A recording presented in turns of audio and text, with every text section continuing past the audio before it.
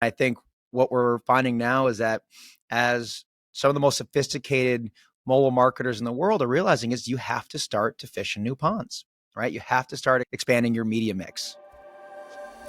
What are some new interesting sources for mobile users? Hello and welcome to Growth Masterminds. My name is John Katsir. Sometimes it feels like everybody's fishing in the same sea. They're hitting the same programmatic pool of app users, using the same partners, and roughly getting the same results as everyone else. Or just throwing more fishing poles in the same stream. How can you break out of the norm and attract new fish? Today, we're joined by someone with an interesting resume. He's got 4 or 5 years in various marketing roles and then co founded a digital marketing company that he has been running for close to 13 years. Lucky 13. The company is Fluent and it's a top performer in the 2023 Singular ROI Index. The person is Matt Conlon, founder and chief customer officer. Welcome, Matt. Thank you, John. Excited to be here. Awesome. Interesting history. We were chatting in before we started recording, and so many people I talked to have like 26 experiences on LinkedIn, right? And you've sort of got a bunch that you've bundled, and then boom, 13 years with the same company. Talk about that. Yeah, absolutely. So my digital marketing story started right out of college, and my first role was at a performance marketing company in 2005. Right, so very early era, and I was bit by the entrepreneurial bug. My first company I started at, the founders sold their company for a lot of money to a private equity, and me and my business partner said, you know what? I think we should look at starting a company in digital marketing. And we didn't know what it was going to be yet, but we knew that we had the chops to get it done. And so 5 years later, we launched Fluent in 2010, and it's been a wild ride for these past dozen plus years. Wonderful. You started, IDFA didn't even exist. The iPhone didn't exist. Yeah. Right. And so there's been huge pivots in that whole period of time. Yeah, and it's pretty wild because when we first launched our business, we started off developing ad serving solutions for web publishers.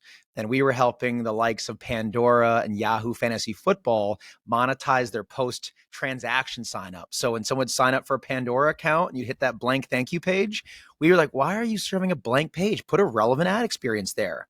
And so we started embedding this piece of JavaScript that would render a relevant ad. And we started doing it in mobile web environments. And shortly after that, it was probably 2011, we said, well, why don't we take this capability in app? So we came up with Mobflow, and we were now going to mobile app developers with a lightweight SDK and helping them monetize their kind of high impact moments in between levels or after you've completed a certain task with brand ads. So we were embedding brand Nice. ads into these high impact moments. The problem is, I think we were a little bit early, right? This is 2012, right? So the adoption was not quite there yet. And it was shortly after that that we made our first major pivot as an organization. And Cool. we decided at that point that we are going to become the publisher. We wanted to start developing our own experiences so that we could develop a first party relationship with the consumers, understand them better, and help connect them with incredible products and services. And that was a bit fortuitous given all that's changed with deprecation of cookies and IDFA and everything else. And that kind of culminated in explosive growth. Little fun story here, but when we started in 2010, we had zero in revenue, a couple $1,000,000. By the next year, we skyrocketed to $40 million of revenue, right? So we started right out of a cannon. And by 2015, we got acquired by a company that was publicly listed. And it was great until it wasn't. And at 2 years in, we said, I don't know if this is working, right? We developed this great company. We're growing fast. The synergies weren't being recognized. And so at that point, the board agreed, let's find a new suitor. So we went through another process. And similar to other companies you probably had featured in this podcast, the company that tried to acquire us was based in China. And you can imagine 2017 how well that went over. So that deal got blocked. And 2 years after getting acquired, we became a standalone company again and decided to Wow. split from our parent. And so we got back Wow. control of the company we sold 2 years prior. and we have been running it ever since. And so, you know, wild It's ride. it's always cool to hear from some of the pioneers and the people who've been there before. It's funny. I mean, like all the companies that were started, what, 2009, 10, 11, 12. If it was in mobile, it had to have mob in the title. I mean, that was Oh, just, it was law. It had to have mob in the title. we thought we were brilliant marketers. We're like, all right, we'll call this one's ad flow for web. This one's mob flow, obviously. Simple. There you go. Done. Simple. Branding, signaling, all in one. Perfect. Yep. Love chatting with that. I think I chatted once with the person who said that she paid for the first banner ad on a website. So love chatting with some of the people that are Yeah. there early. Okay, let's dive into it. As I kind of alluded to in my intro, most mobile marketing, most dollars that are spent, they follow the path that's most traveled, right? I mean, in app ads, SDK networks, the big SANs, all that stuff. Why is that a concern? I think it's now a mature marketplace. And I think that, at a certain point, what we see as you spend into any channel, there's a point where you reach diminishing returns. And no matter how much you invest, you can only get so much back in return. Costs start to rise, ROAS starts to diminish. And I think what we're finding now is that as some of the most sophisticated mobile marketers in the world are realizing is you have to start to fish in new ponds, right? You have to start expanding your media mix. And companies like Fluent have been pioneering the what I'll call the alt UA channels from a very early stage.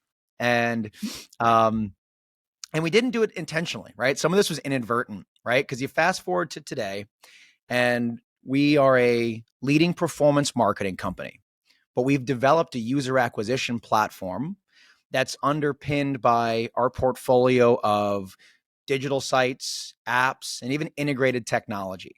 And what's interesting is when we first launched our first websites in 2013, 14, we had a survey technology, and we'd ask consumers questions about what types of products and services they like. And what we found out was, lo and behold, these mobile web users, they like to play games.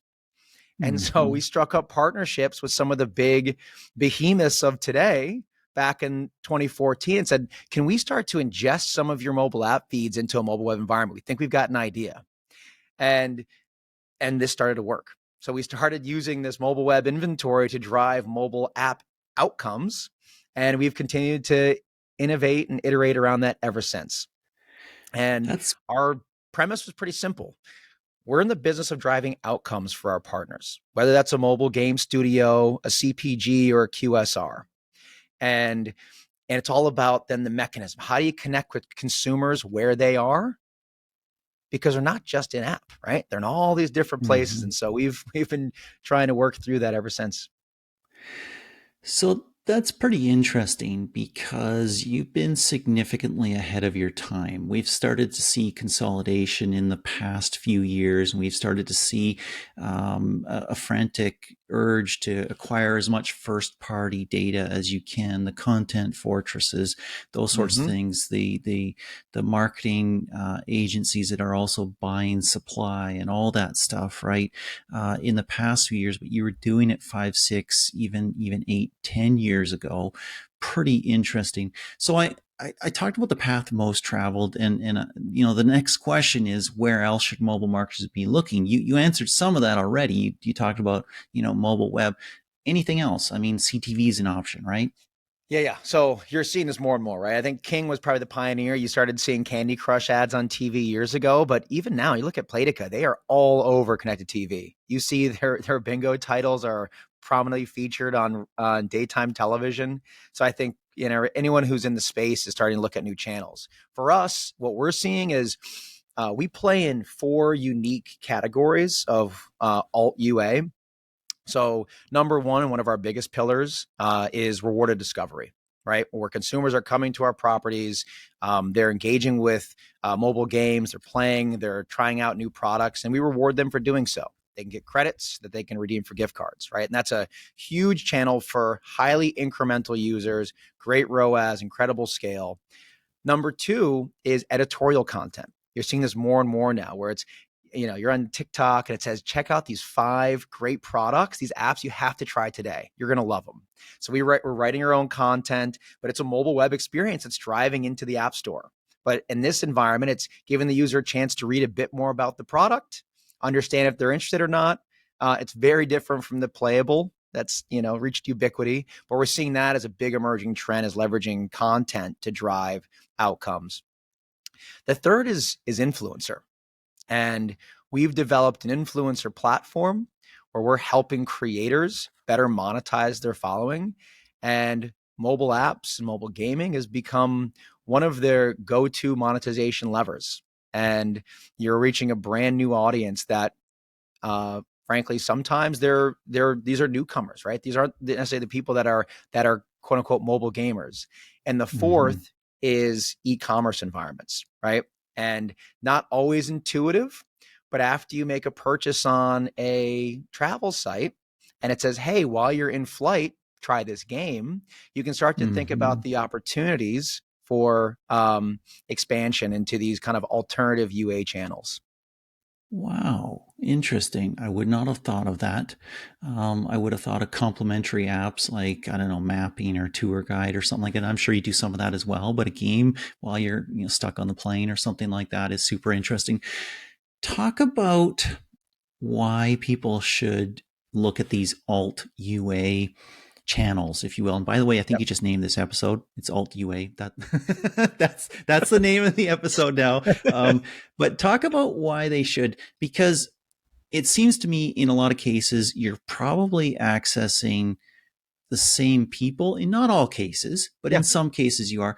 But the context matters, right? Yep, absolutely. Context matters.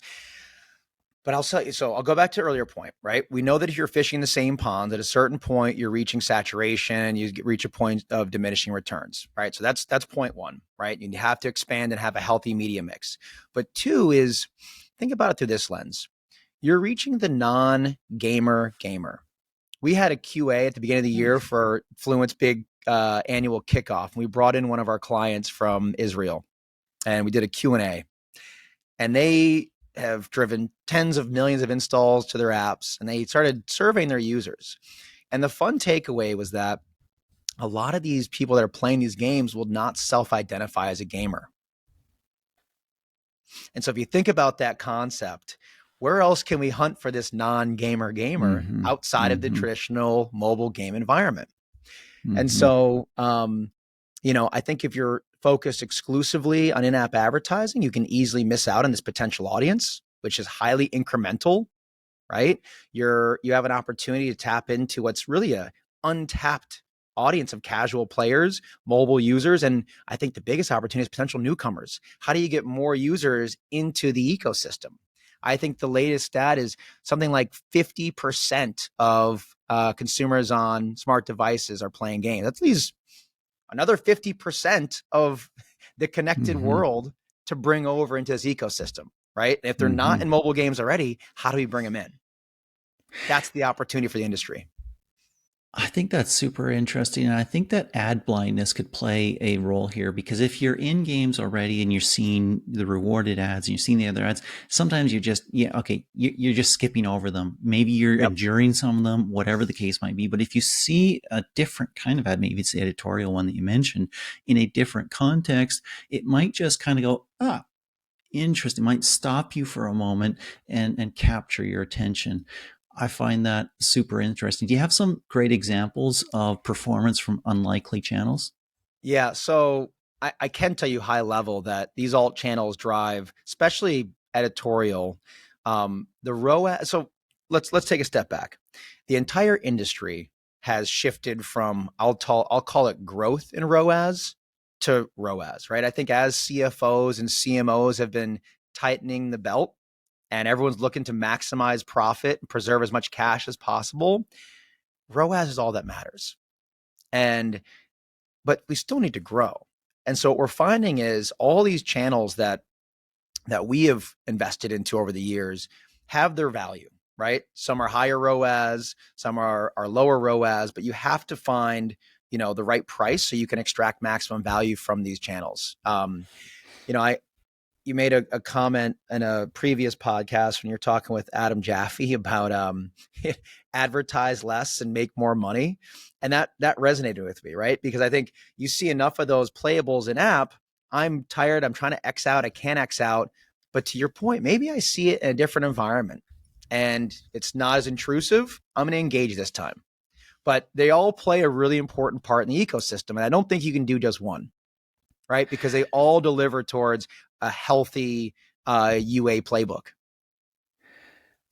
It's super interesting to hear you say that. And it reminds me of when I talked to a D2C marketer. She worked for Clorox, of all companies, and they were doing a D2C direct to consumer play. And she talked about something called surround sound marketing, which is that she wasn't using one channel. She wasn't using two channels. She wasn't using three channels. She was trying to surround her prospects with her marketing, different channels, different formats, different ad types, different ways of connecting, because you're different than I am. I pick on something that you wouldn't pick up on. You pick up on something I wouldn't pick up on. And I wonder if this kind of alt UA is a form of surround sound marketing for mobile apps, because I might see something on connected TV. I might still get, you're still doing in-app stuff. You're still doing you're doing mobile web, you're doing stuff in other places. Does that resonate? Does that make sense? 100%. I think that's where we're going as a UA community here, is expanding what we've traditionally thought as traditional UA channels, right? And if you want to be successful long-term and tap into these incremental audiences, you have to be diversified.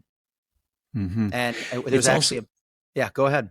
Go ahead. No, you go. I was just going to say, we actually have a panel on this topic at the MAU show in Las Vegas. We're bringing in some of our app development partners, some of our big game studios, and talking about the different value they see from some of the traditional programmatic environments versus rewarded discovery versus content. And so I think a lot more game developers are thinking about the nuances and how to price it into their strategy.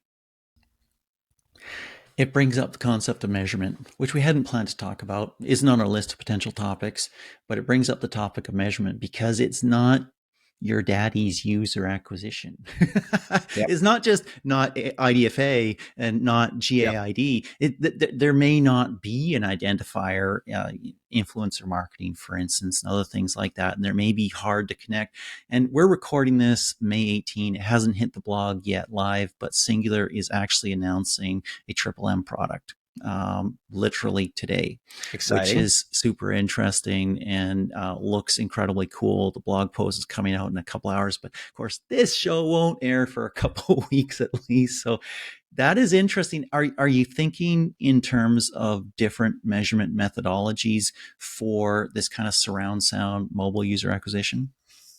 So MMM is critical. I would tell you that there's a big difference between the mobile gaming environment versus some of the larger brands that we work with. So most of the big brands are using one of the MMPs that I think are doing a great job of navigating the new world that is iOS and Android. And there's a lot of richness in the insights that they can share back in terms of RPU and ROAS that helps publishers like Fluent, marketing partners like Fluent, optimize towards the best outcomes possible. When you look at brands, and they're typically a bit more diversified in their spend, they have to use a more thoughtful mixed media model, because they're spending on just about every channel you can imagine from out of home. Mm-hmm. They're doing that surround sound. And so we're now at the early stages of developing our own approach to measure methodology to satisfy the needs of the bigger brands. I would say that what we love about mobile gaming, and what I personally love about it, is how sophisticated and how analytically driven everyone in this industry is, right? They understand their numbers better than most. and they can translate it in a way that makes sense to the marketing partners. And brands kind of struggle with that sometimes, right? And it's more art than it is science. So Cool. Well, there's lots more to be said about that, and we won't get into that too much deeper. I do want to talk about social, and that includes SANs, but it's not all SANs, right? yep. Self-attributing networks. For those who aren't familiar with the term SANs, talk about social and virality. How do you approach it? Oh, yeah, great question. So Fluent is, while we are a UA platform and we can provide a lot of UA solutions, we're also a large buyer, right? We invest a significant amount of paid media into all channels, from your big social platforms to mobile DSPs and everything in between. And so we get to see a bit of how different upstream media channels impact the quality and the retention of the users we're sending to our partners. And I'd say one big takeaway is every single social channel has its own unique attributes.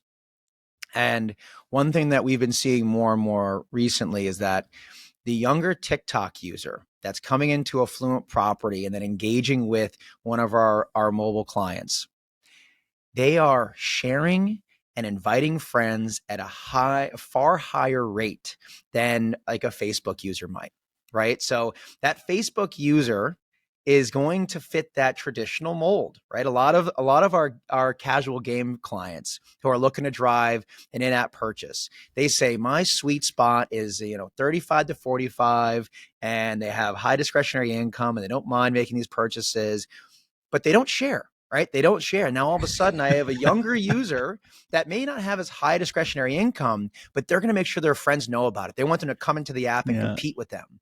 So I think for all those reasons, this is why that, diversified media mix is critical, right? You're getting a different type of user, and they're just going to have a different LTV curve. They're going to have different retentive qualities, and you just have to make sure you price it out thoughtfully. And if you do it the right way, the world is our ocean. It's really interesting to see the mix of science, math, and art and gut that you have to have in marketing still, because like you say, you get different things from different users. You may get the high immediate LTV, the immediate ROAS from those older users. You may not see that from the younger users. They may churn more quickly as well, but they may help you grow the game in certain phases when you want to grow. Really, really interesting insights. That's exactly right. I want to hit on one last thing in our topic here. We've already hit on mobile web a couple times, but some people are viewing that as, hey, on iOS, we're increasingly challenged, certainly in Scan 3, less so in Scan 4, with the ability to measure marketing the way that we want to. And so, it's harder for us to invest with confidence. We're using mobile web and maybe landing pages. You almost talked about that a little bit as well when you talked about an editorial aspect. Yep. How do you view mobile web and iOS mobile marketing? I think there's, especially as a publisher with the relationship with consumers, there are some key advantages when it comes to measurement in iOS and Android for that matter. But I think because there's a relationship with that consumer, there's insights against that consumer, there's more information to tie an event back to.